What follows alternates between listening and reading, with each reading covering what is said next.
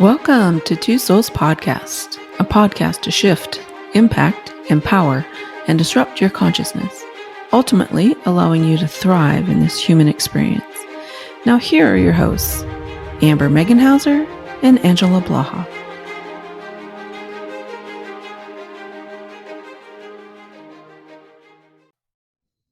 Welcome, everyone. Thank you for joining us today. If you love what we do, please share our message. We love being here and we really want to share. So, Amber, how are you today? Fantastic. How about you? Great. I'm actually really good. All right. What do we get to explore today? Today, I thought we'd talk about the 7 powers of the soul. What are they and how can they help us? That's a great question. So, the 7 powers of the soul are 7 different, I want to say, aspects of who we are that we sort of, traditionally have ignored. But moving through consciousness now, they're becoming super important. So the first one is responsibility, being 100% responsible for your mind, your emotions, your actions, your physical body, your spiritual body, bringing them all into a wholeness. The second one is forgiveness. We are not really traditionally taught how to forgive ourselves. And forgiveness is really all about the self. It's not for others. It's about forgiving yourself for, engaging in some of the things that we've done, like belief systems and actions and decisions that we made that we knew they were wrong, but yet we still did them. And so forgiveness. Third one is unattachment. Unattaching from outcomes, unattaching from someone else's outcome.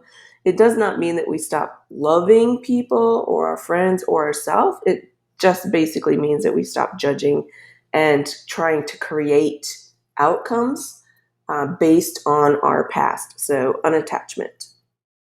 The fourth one is unify, to unify your energy, to unify your mind, your bodies, your emotional body, your physical body, your spiritual body, bringing them all in a unified, balanced kind of form.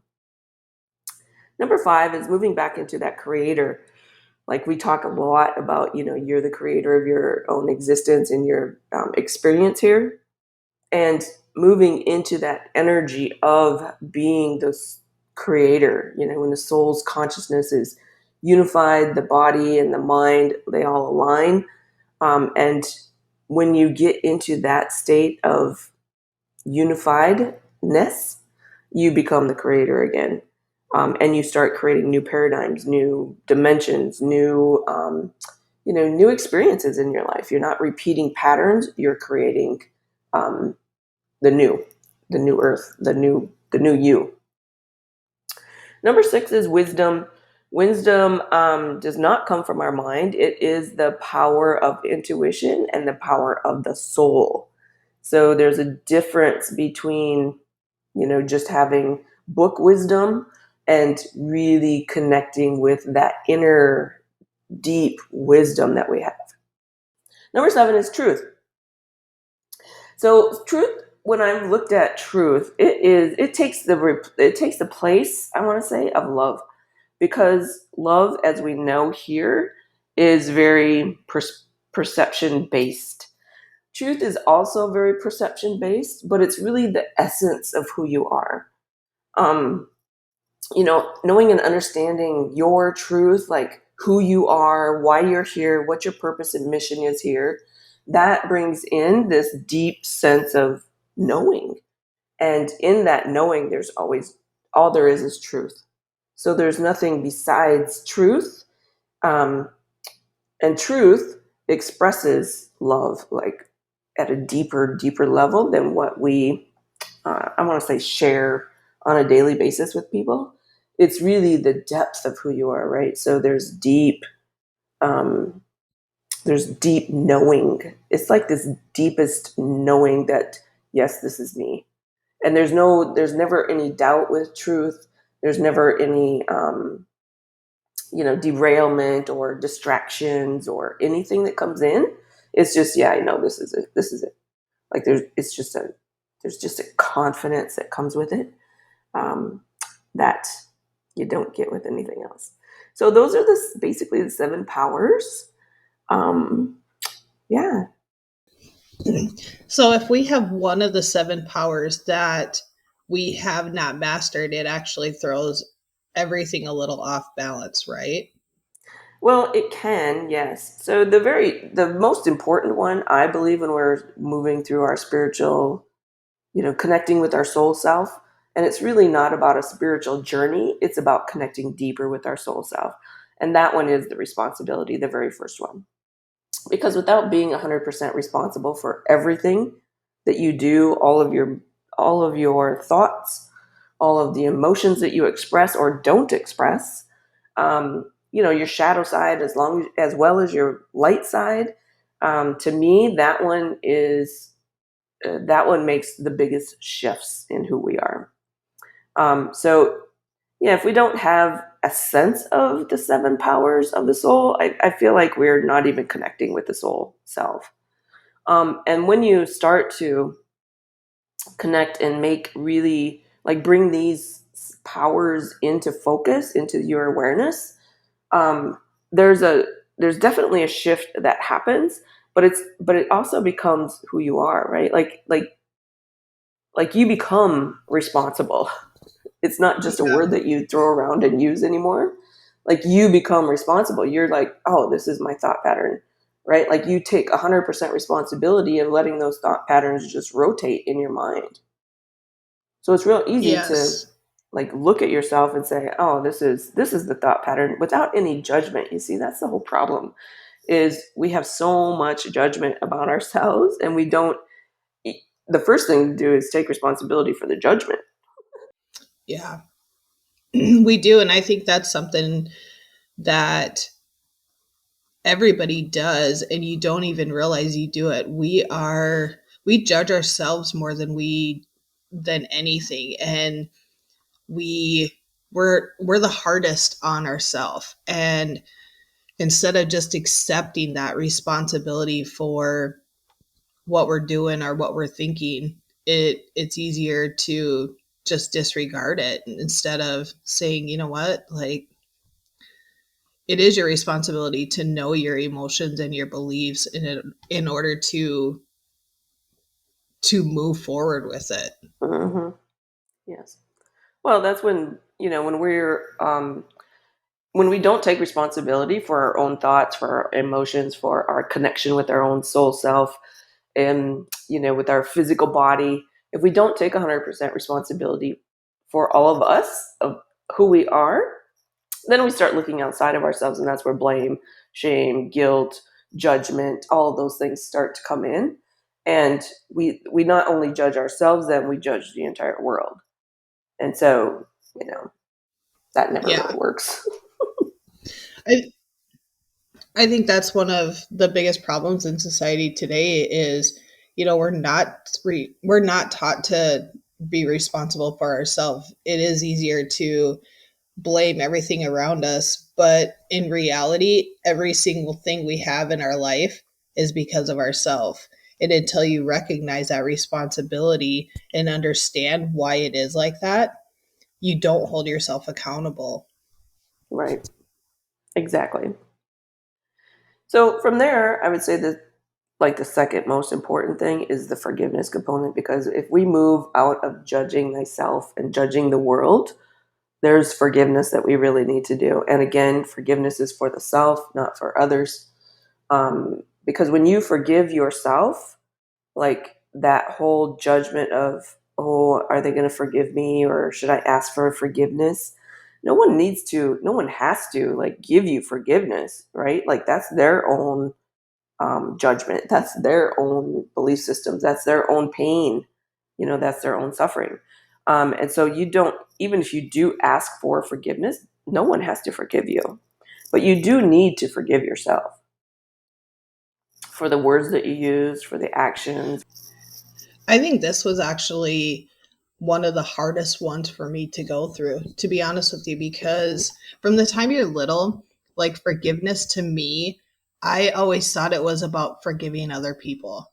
But it's not, and it's actually a really hard reality check when it you realize that forgiveness is about forgiving yourself, not Mm-hmm. anything outside of you. Right. It's hard to forgive ourselves. We It do beat is. ourselves It up. is. And you beat yourself up for everything. Mm-hmm. And so to the thought of forgiving yourself, you're just like, it actually, Angela taught a class that was called Seven Powers of the Soul. And it was one of the very first classes I ever took. And it was a reality check for me to realize that, oh, like this is a thing, like people actually forgive themselves. And I really struggled with that for a while just because you kind of take on all that other crap. So forgiveness Yeah. was pretty hard for me in the beginning. But when you can actually forgive yourself, like it's such a relief. You understand like how important it is to be kind to yourself and forgive yourself for everything you have done and everything that you haven't done. Mm-hmm. Right. You know, I wrote an entire book on forgiveness, and I'll put the link in on in the podcast. But the hardest thing yeah, it is some of the hardest stuff that we have to do because we actually have to look at our role. Like I use a prime example of my own life when I was younger. My dad was an alcoholic and had a lot of problems, and I mean he just really wasn't who he was. He didn't never admitted to who he really was, and so it creates problems in your life, right? So you cover it up, and of course he was a master at covering things up. So um, one time I remember I was sitting on the couch and he was mad at me. Well, he had a hangover and he was angry at me for not doing something, and he raised his hand to hit me. And in that moment I felt I I wanted to just take him down and beat him to death. You know what I mean? Like I was like, don't you dare. Why would you do that to Yeah. me? But my role was that I actually believed that he could harm me. And so I literally had to forgive myself, saying, you know what? He could beat me up, he could hit me, he could do whatever he wanted to. But it was me allowing my power to be taken away from me. And it took me lots of years. I'm not going to lie. It took me lots of years because I didn't really understand, being 14, 15 years old. But knowing what I know now, like I totally gave up my power to him. And I believed what he had said about me and to me. So there was this whole, um, like he was like really good at emotionally ripping you apart and breaking down your emotions so that you felt like you were always at fault, right? And so yeah, that's what I had to forgive, and then I had to take my power back from him. Right? So yeah, it was some of the hardest work I've ever had to do, emotionally, mentally, spiritually, um, was to acknowledge my role. Like I literally just gave him my power. I grew up in a hierarchy. That's what you do in a hierarchy, right? You constantly giving up your power to something. Yep. I think Mhm. that's what it's all about too, is why the forgiveness was so hard for me is because you actually realize how much you give your power away to other people. Yeah, that's a great point. Like, how much do we give our power away, right? And we're not ever taught these kinds of Yeah. things. It's like forgiveness. You're never Yeah. ever taught to forgive yourself. You're taught to ask for forgiveness, but who in your life has ever taught you to forgive yourself? I never Yeah. had We are anyone. not taught that at all. No. Mm-mm. Me either. Yeah. So yeah, that's a very powerful one, but it is, I don't want to say it's work. I think that there's a lot of awareness that comes in with forgiveness. There's also a lot of awareness that comes in with responsibility. I mean, each one of these carries their own level of awareness. They do seem to get easier, I think, after the first two, three of them, in my opinion. But yeah. I I totally agree because I think that as you understand and accept and realize that okay, like I'm going to take responsibility for this, your awareness grows. Or if you, once you do Hmm. forgive yourself, your awareness like grows. And I think that's why it gets easier, like as you go too, because your awareness for each level is so much bigger and it helps you understand the rest of it. Yeah, for sure.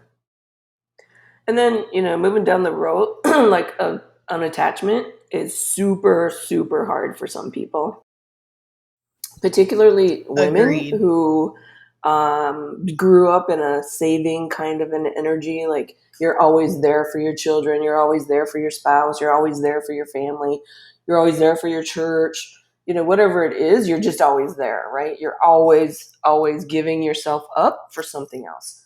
Unattachment means that you don't Yep. attach yourself to any of those roles any longer. And for some people, that's really, really hard. I think some of that too is, like even with kids, you're attached to your kids because you want more for them. You don't want them to have to go through experiences you went through in your life.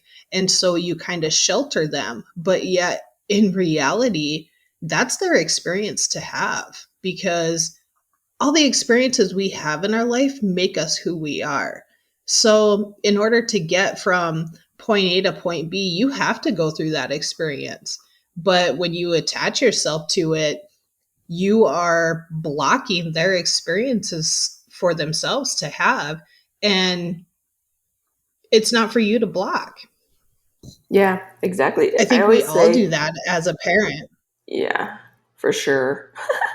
Unless we're super hyper aware and we, operate on, or if we have parenting styles that operates on logical and natural consequences, I think that we all sort of play into that role some way, somehow. I always say that, unattachment is, if you think about it in a very broad perspective, unattaching from everyone's lives is like freedom for them because you're not stealing their experience anymore. And literally, that's what happens when we try to protect people so much, and we try to run their life, and we try to like foresee their outcomes and make things happen, just in a certain way.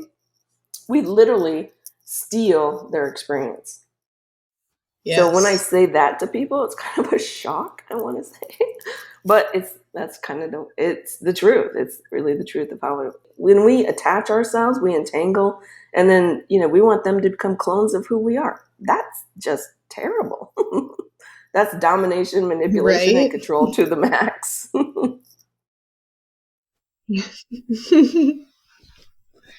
Yes, completely agree.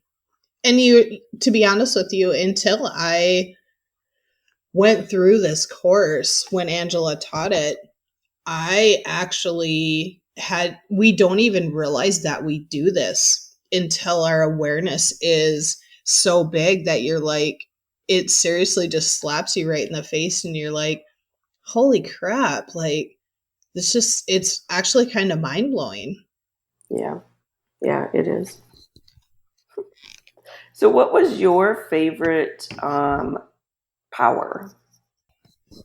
I think mine was, I think the truth because Mm, I never realized I carried so much of other people's truth.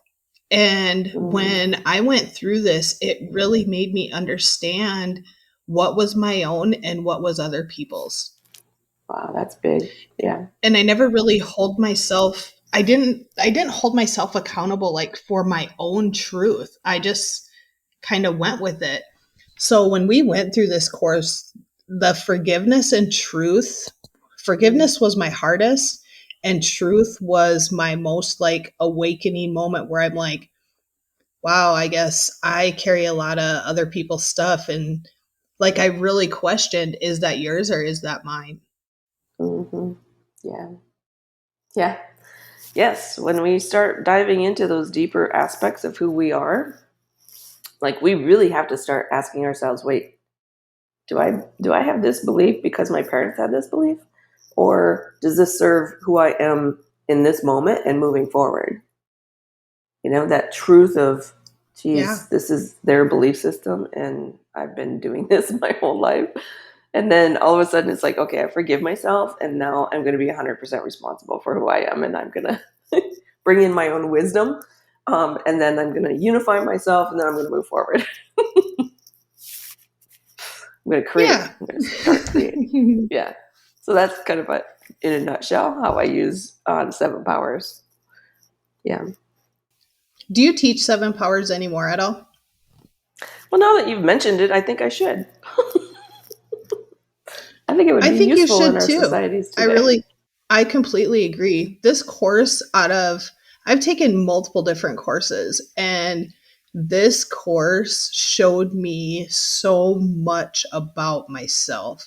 Hmm. Learning just that I don't take responsibility, that I need to forgive myself instead of others, and even just the wisdom part of it, that blew my mind too, because I never realized how much lack I had in my awareness until Hmm. we went through like the wisdom part of it, and it was like, whoa. So it opens so much, and it makes you learn so much about yourself. Yeah. And then the unattachment too, like that part of it is it I couldn't even believe how attached we are to everything around us, whether it's your kids, whether it's your parents, whether it's a job, whether it's a friend, whether it's something you're working on. Like, it doesn't matter. You literally are attached to everything. And it Yeah. actually, when I went through that, it blew my mind, like how much I was just like physically attached to things. And we don't even realize that we do it. Yeah. Yeah. Because it's just a part of who we are. We grew up in that kind of energy, and nobody teaches us about quantum entanglement or about how to unify your energy, how to be balanced. I mean, all these positive things. Why are we not taught about the positive things? We're always taught about the negative things. Why aren't we ever taught Right? about positive stuff, right? Like there's no sense.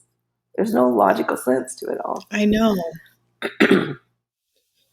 I don't get that either. If we talked about everything positive in our life instead of holding on to that little bit of, because little bit of negative, and 9 times out of 10, you have seven positives in your life, or maybe even more than that. Let's say nine positives and one negative. People will not acknowledge one of those nine positives. They will just hold on to that one negative thing in their life, and then that's all you're bringing in.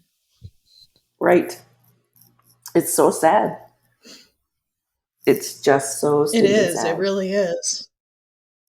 So The this other thing, class yeah, definitely helped me through that. yeah.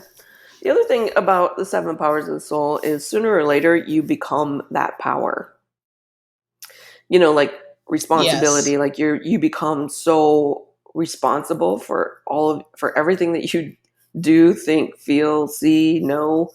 um, you become the power, and it's very empowering, is what I want to say. It's like supercharged with empowerment.